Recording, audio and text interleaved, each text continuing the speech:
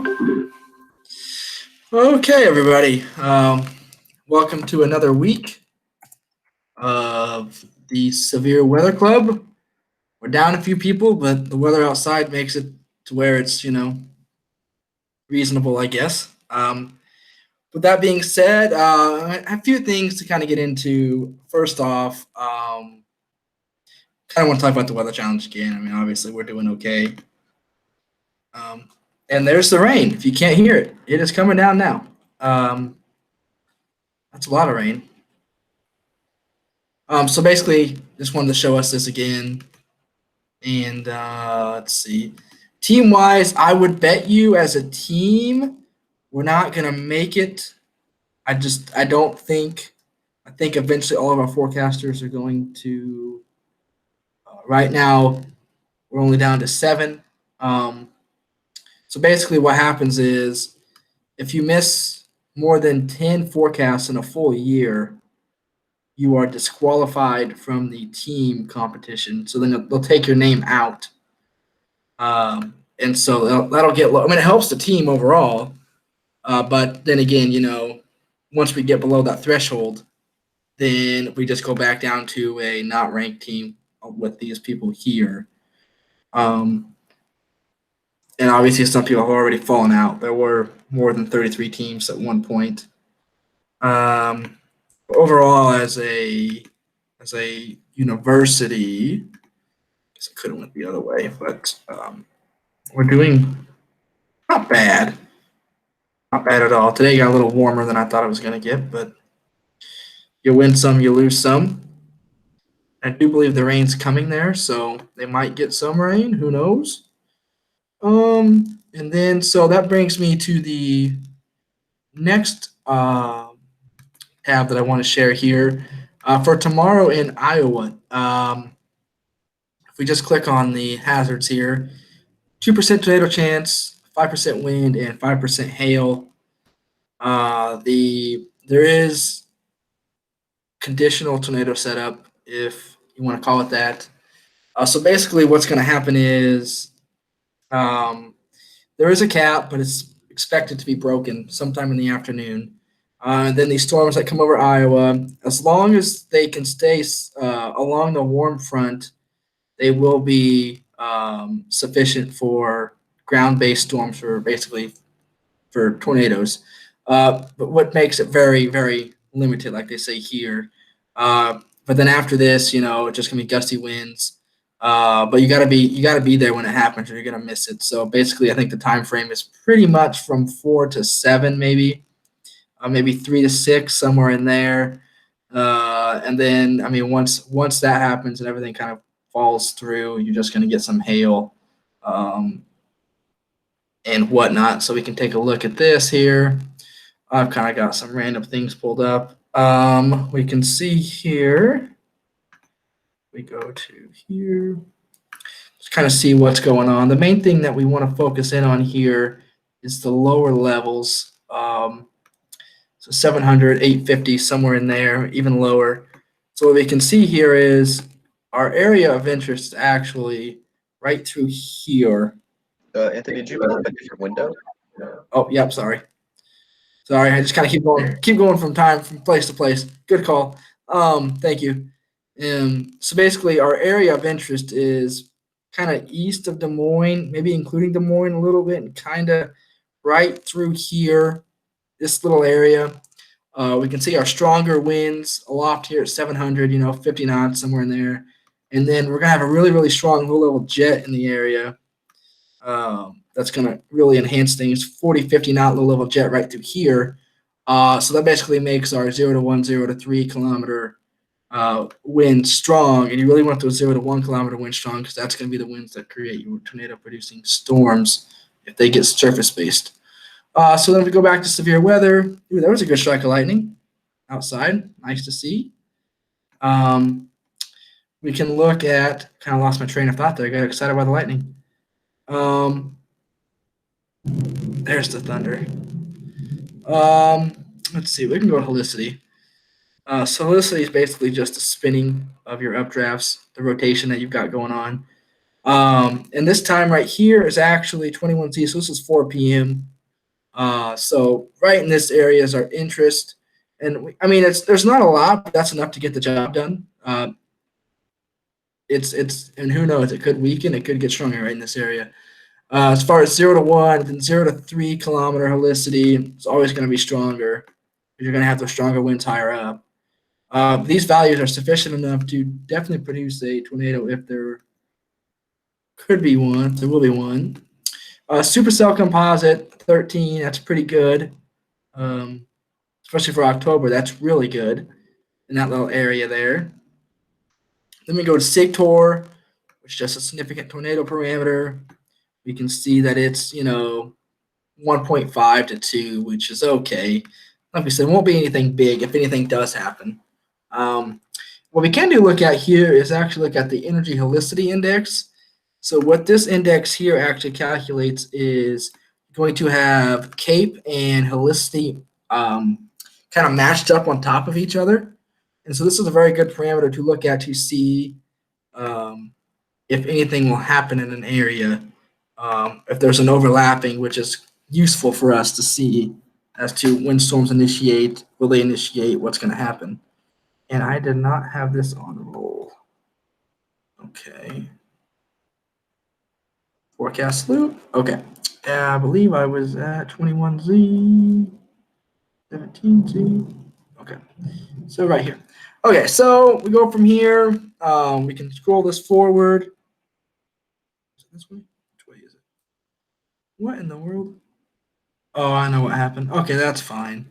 So now we're at 5 o'clock. Then we're at 6 o'clock here. So basically, it's all going to depend on the frontal setup. If the storms can't get rooted near the warm front, then things just aren't going to happen. They're all going to be elevated, and it's going to be marginal hail and maybe some gusty winds. The tornado threat is conditional based upon storms getting rooted near the warm front tomorrow. It's the main thing. And so, yeah, that's the main thing. There's one other thing I want to look at here. I can just go on top of this. There is a hurricane out there. The other one, it's actually gotten pretty strong, I believe. Oops. Did not mean to click on that. But to go down here. Epsilon, the wind speeds are currently 115 miles an hour. It is a major hurricane now, which I believe that is a Cat 3. And it's really not moving anywhere close to the lane. Let's see where it's going to go. Yeah, it's going to kind of curve out of here for too much longer. But I believe we have now either tied or we're one away from the record of most tropical systems in a year.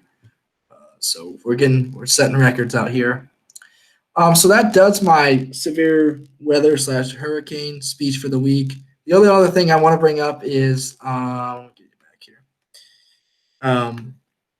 I would like to have shirt money in by next Wednesday if we could. So that would be great. So that way I can turn them in on Thursday and get them shipped out, because that would allow us to have them still in by the end of the month. Even by Friday is fine. But I would really like to have them in by next Wednesday. So that way I can kind of get an idea of how many we've got and tell them. Everything should still be the same. I went in and talked to them about things. So it should be okay though, as long as we get the money in by next Wednesday. And I'll email people that are still signed up and message them, ask them if they still want shirts and stuff. So yeah, that does that. I mean, we can do trivia if you guys want. We don't have to, but we can. I don't know if you guys want to do it or not. I mean, there's only 4 of us, so we don't have to. I mean, we can push it back for another time. Yeah, we can always push it back till next week if we have more people. That's fine. Let's see. What else could we do right now? You guys want to do anything else? You guys want to have a short meeting? It doesn't really matter to me. At some point in the future, we could do it today. We can do it tomorrow. Or not tomorrow, but next week. I would really like to talk about, I know like I've been talking to Ian about it and whatnot, but like classes that you need for either the weather service or whatever you're going to do to graduate. I really think that that's something that's useful that people kind of, go in and don't really think about what they need and whatnot until it actually kind of bites you at the end when you're close. And you're like, okay, I should have done this, should have done that. I'm at fault to that. I know I've been there. So like for example, for me right now, if I could have went back, I would have triple minored. I would have actually got a minor in emergency management as well. But what I'm going to end up doing is, since I'm going to grad school, I'll just take all the emergency management classes that I can in grad school. So I'll end up taking, I don't know, 4, 5, 6 of them, a decent amount to where I would have a minor if I would have declared it, but I didn't. But yeah, there's just little classes in there that people might not be familiar with that they would need for the weather service or to graduate. And if you miss them, then you've got to figure out how you're going to get them back is the issue. So as long as we can keep people on track, that's something that we should probably discuss either next week or the week after as we're getting into signing up for classes and whatnot. I mean, it really doesn't matter. I guess we could tentatively put it down for next week, and then if more people show up, we could do trivia next week. We could do both next week. I don't care. It doesn't matter to me.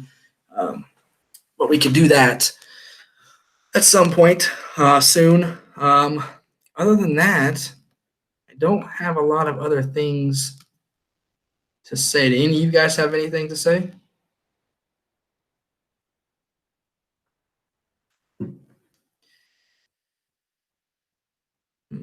Let's see. Well, what could we do right now? I guess we could see. Let me see here. Oops, did not want to do that. Let's see if we can figure out what's going on here.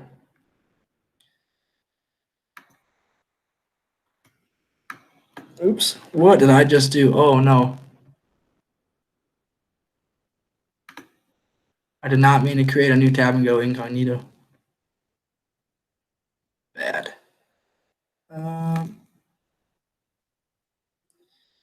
Okay. So we can kind of go over this for a little bit.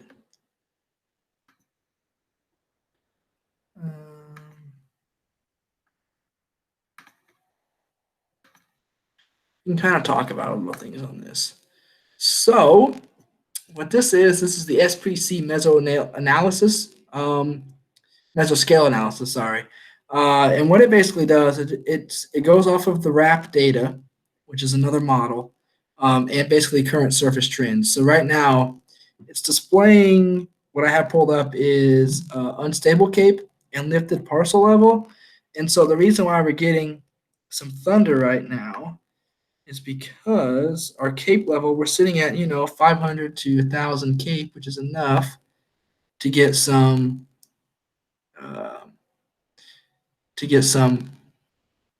thunder and lightning going on. And then once we add in mid-level lapse rates, which I'm sure are a little high, which they are a little bit, we're sitting at, that looks like a 6, which is a decent lapse rate.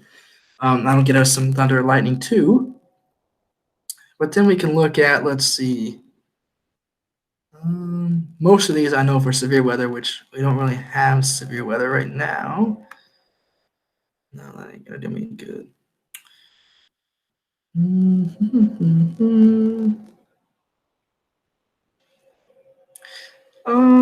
We can look at, let's see, we can do this.